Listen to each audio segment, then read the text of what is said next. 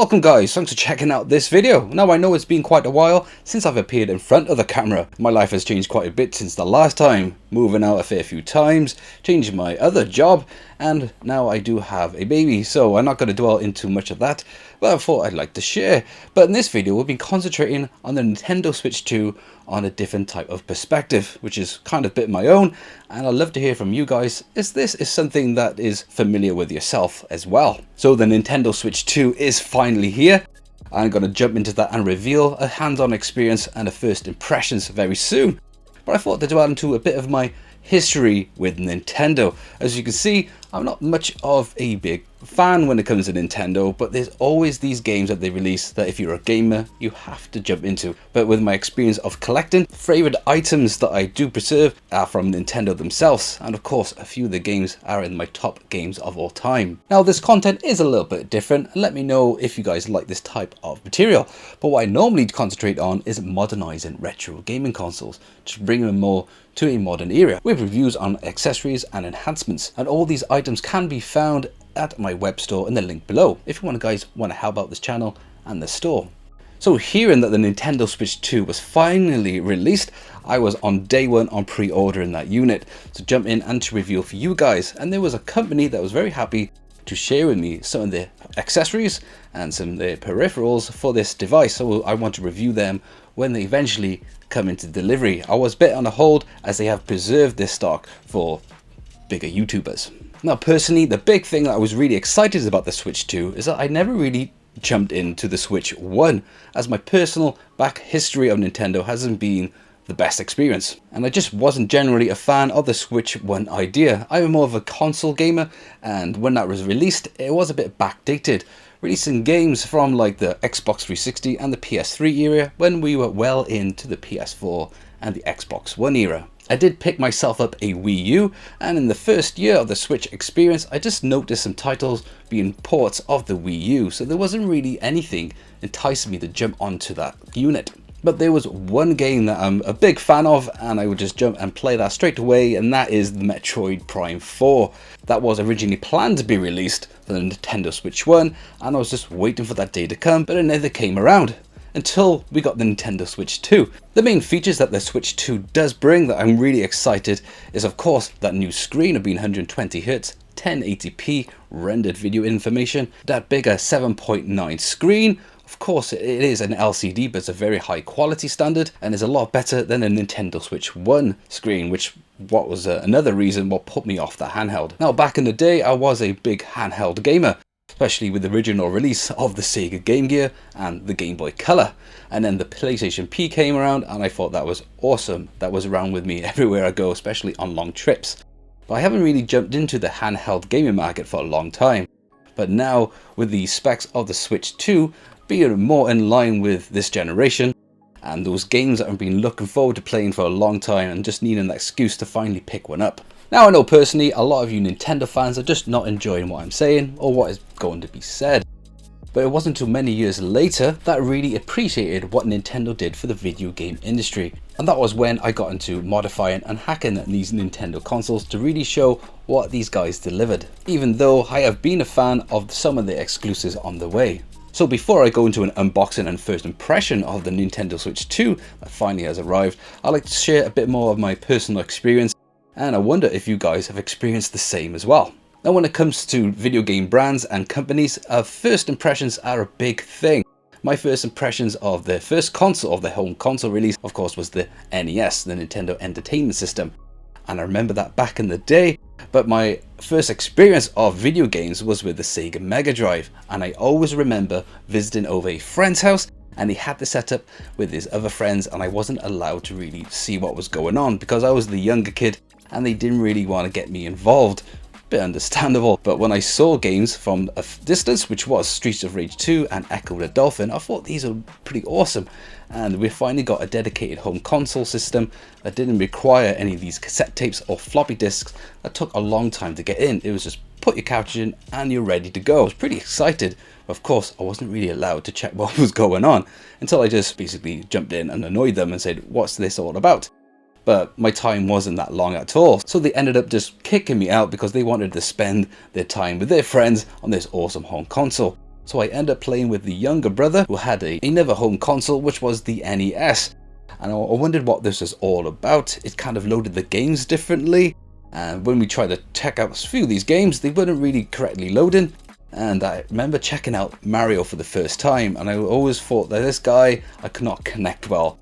The gameplay was a bit too tough, especially for my age, and I couldn't really find it as cool as what the Mega Drive was delivering at the time. So my experience with the NES was short-lived. And then when the SNES came out, which was a couple of years after the Mega Drive, my first experience was playing Mortal Kombat.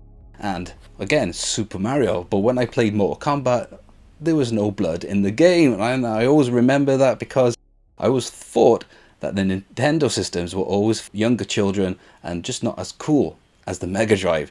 And playing Mario again just frustrated me. So I kind of put Nintendo on the shelf and always experienced home consoles being the Sega Mega Drive and then moving on to the Sega Saturn. But when the PlayStation came out, I finally managed to get my hands on that. And of course, a lot of UK gamers and European gamers only ended up playing the PlayStation. When it came to the N64, my first experience was going again over to my friend's house who had this new Nintendo system and stating that it's 64-bit.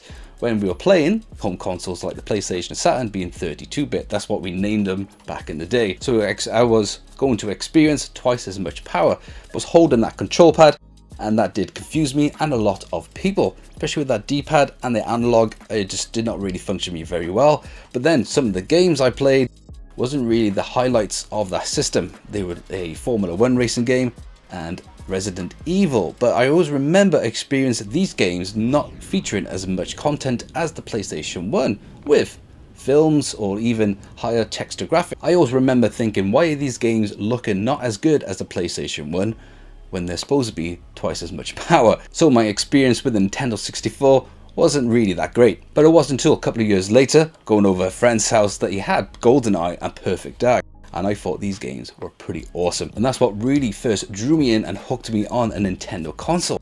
So I managed to finally pick one up, and then I experienced probably one of my top games of all time, which is Ocarina of Time. Later on then was the GameCube. Now, I always experienced PlayStation consoles, so the PlayStation 2 was a huge success. And one of my favorite games being Metal Gear Solid 2. The main thing that drew me into the Nintendo GameCube was the release of a remaster of Metal Gear Solid. Now, a huge fan, I couldn't wait to pick my own up, and I managed to pick one up brand new out of a Blockbuster video game store. Which of you guys remember that awesome store? I did pick up the black edition because I thought it was pretty cool. Not a fan of the purple, thought that was a bit for girls or for younger guys. But remember holding that controller thinking, this does not look as cool as a PlayStation 2, looks more of a kid's play thing. Later on did I know that that was a pretty awesome built controller. But my first experience with Metal Gear Solid, I always remember not enjoying it as much as the original release, but it took me a long time to realise what the problems were, and that were the frame rates and the VSync issues. We had some really big drops in that game, and the audio was changed, we had a different soundtrack and a new recording, so I always wondered why I didn't enjoy it at that time. But as I did mention earlier, the one game that did hook me to the Nintendo GameCube was Metroid Prime. What an awesome game, and I couldn't wait for the second and the third, which brings me then to the Nintendo Wii, which, when you have competitors like the PlayStation 3 and the 360 for gamers, the Wii just kind of never interested me at all with those wavy nunchucks. And I always wondered why that console just did absolutely awesome in sales, being one of the top selling consoles of all time. But later did I know that console really wasn't designed for gamers, it was more for the casual market, for the elderly and for the young kids. So that's why a lot of these units were at people's homes. Now, one recurring issue for me personally that I had with Nintendo consoles, I always had issues like game controllers not registering properly, not functioning, or games not loading, or even recognizing the hardware. So I didn't really have a good experience with these consoles to really hook me in to be a Nintendo fan. But one console that I still really enjoy playing today is the Wii U, especially when you hack and mod that console. But I was kind of pushed into that, as I must have picked up about 2 or 3 of the consoles which had errors with loading any discs. Oh, I had to do a hack method to read the games off the hard drive.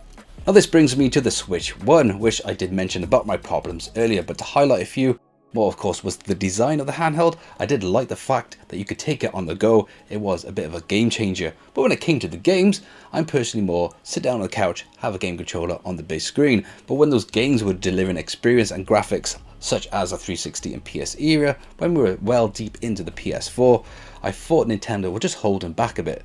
But being a big gamer fan of what they deliver, especially the exclusives like Zelda and Metroid, I couldn't wait to really pick one up. But one thing that really drew me in to finally test one out was the release of Grandia 1 and Grandia 2 HD collection. I'm a huge fan, so any console would release anything of Grandia series, I'm really happy to pick up. But my experience was short-lived because the first year or even two, the game catalog exclusives wasn't really bringing me in. But being a big Sony PlayStation 5 fan, that really drew and took all my attention when it came to gaming, especially with the awesome exclusives.